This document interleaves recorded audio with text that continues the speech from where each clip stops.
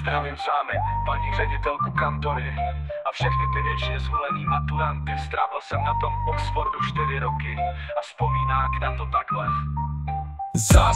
Zas vystupuju z busu, zas kráčím do toho vnusu. Zas procházím bránou, která už to má jistý, a zas mě kontrolujou boty, jestli je mám čistý. Zas po schodech nahoru zvonilo před chvílou, zatočím doprava a odsnu se před svou třídou. Znuděný obličeje na mě po ránu oči třeští, řeknu zdarec nebo hola, už si bundu věším. Zaslechnu pozdrav, placený člověk je tu, respekt, který by měl mít, má na jiném světu. A pak se o novinkách informuju se známým, pár pozitivních zpráv na oplátku oznámím. Pak zvoní zase, chvilka volna je tu, za známejma domet vabe většinou hned jdu. Jindy zase volná celá, okej dolů na web valím, tam super prázdno, jindy kurva do fronty se stavím. Epsáku komplu říká, vydama se to víří, pak prochází kusák a říká, kolik jsou 4? Ty seš nepřesutej, říká on tak, a už to píše chudák týpek, potek si to pěkně slíže. Za takové situace raději do klubovny valím, koukám zase plno, teď se známej ke kostelu odcházím. Skupinka lidí v kruhu nás přivítá kašláním, za chvilku v tom jedu s nima a pak zpátky uháním.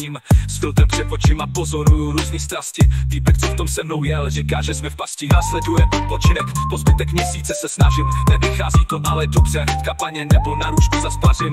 A pak zpátky do školy, zase učit, zase flákat, vysedávat a pak to dávat.